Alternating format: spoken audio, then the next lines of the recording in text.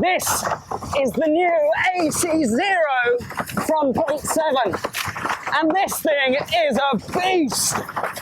Woo-hoo-hoo-hoo!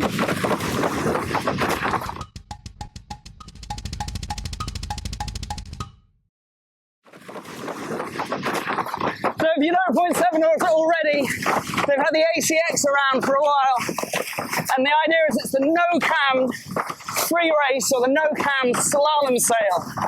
Well, basically they've taken it back to the drawing board for this one and pumped it up. The way that the story goes is that they took, I'm saying they, Andrea and the team from Point-7, they took the AC-1, which is the full PWA award-winning race sail. They took that with all of its cams, pretty much cut the cams out, figured out how to make the sail work without the cams, how to keep its profile, keep its depth, keep its shape. But by knocking out the cams, it's just made it much less weight, much less physical to ride, a bit more forgiving, a bit softer in a good way. But what it hasn't affected is its speed. And if you listen to a little podcast that I did with Niels from Point-7 not so long ago, we're talking a lot about the speed, and actually between the full power carbon race sail, full power cam race sail, I'm going fast right now, and this sail, there was only about a knot difference of speed. Right, let's go around the jibe.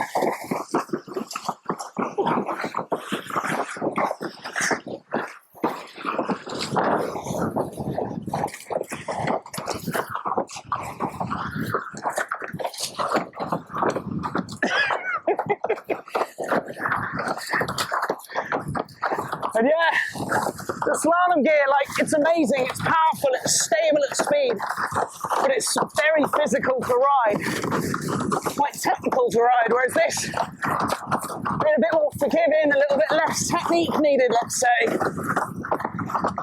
And for me, I spent hours on the water coaching free riding and free race stuff. A lot of maneuver-based stuff, that's the sort of sail I need. I don't need a fully cam-tuned sail.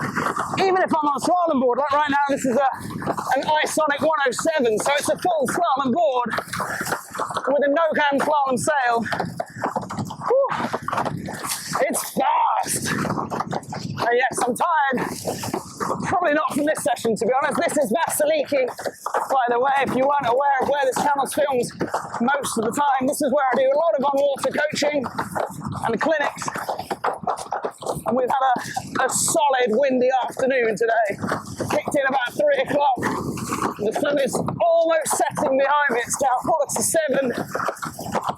And there's still probably 100 people on the water, maybe more.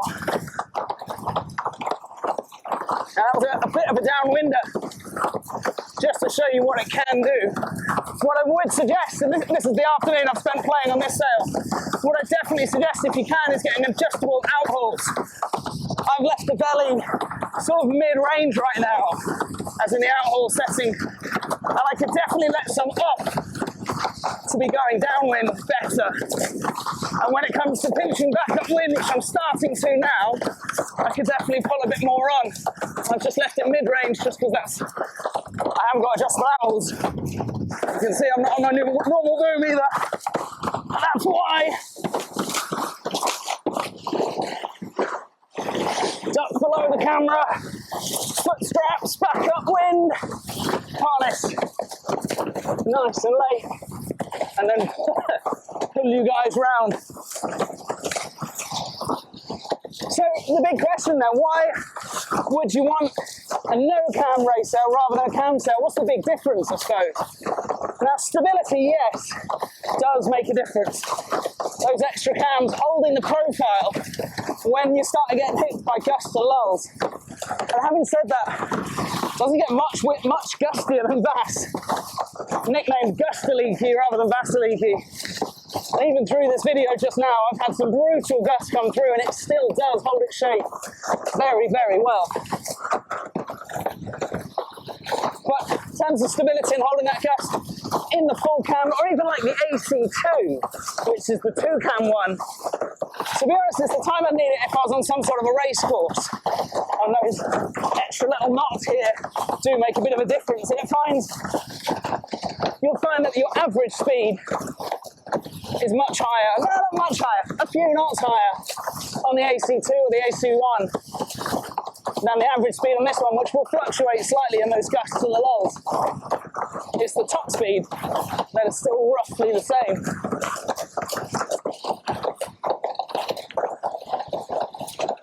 Still trying to pinch it back upwind. I went a long way down on that last one.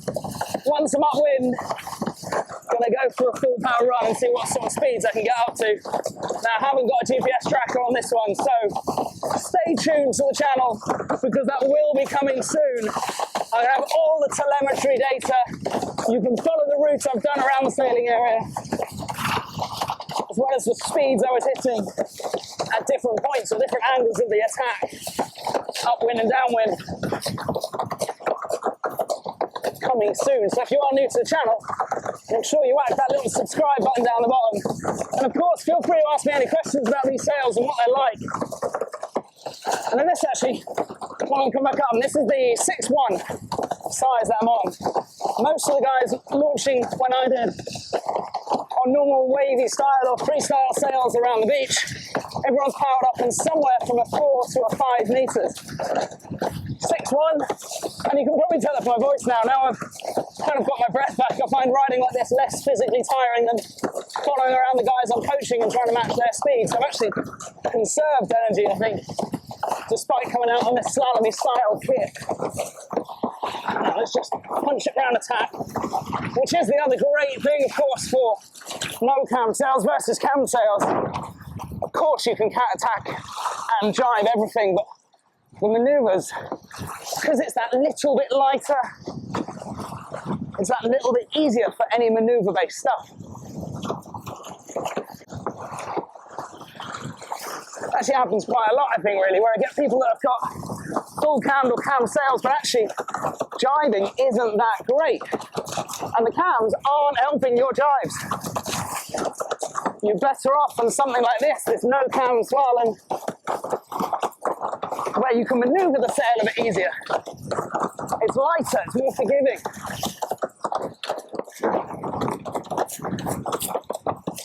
If you do flash back to those, I think I've done 2 jibes so far, you'll notice it does actually depower very easily in the jibes as well. You don't have to go full slalom, lay down racy style jibes in order to depower the sail going into it. Which actually is a common thing I've spoken about, I know, quite a bit in my jibing chats out on this channel and out here. Is if your jibes aren't okay yet, some sort of a slalom, lay down, over sheet, pull the rig to the inside jibe probably isn't going to help you.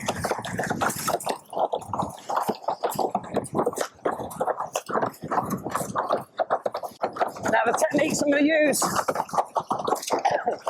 I get a bit closer to this run where I'm going to bear away and go for it, I'm going to start to do what's called railing the board. So right now I'm digging my heels fairly hard, trying to get the windward rail, the heel edge rail into the water. Give me a bit of resistance and head upwind.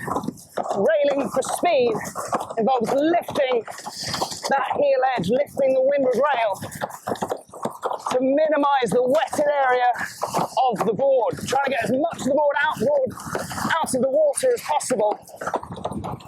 Therefore, I've got less resistance in the water and I'm going to go faster. That's what's about to happen. The other thing I'm going to do is square up to the front of the board, which actually the rest are supposed to square up. I'm going to turn my hips to face the front of the board and start to really drive my foot fast. Here we go. Squaring up like I'm turning my hips forwards, dropping back lower. There's the railing, lifting that heel edge slightly.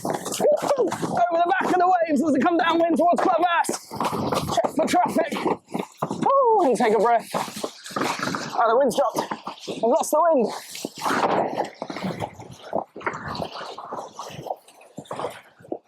I overtook the gust and slowed right down, but whew, that was rapid.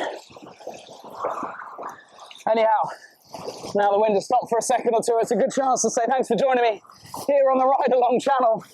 I'm out here all summer coaching in Vassiliki, drop me a message and we'll hook you up with a clinic, group clinic, private clinic, whatever we can do, depending on the week you're here.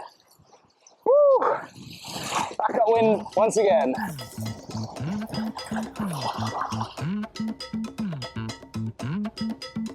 Okay.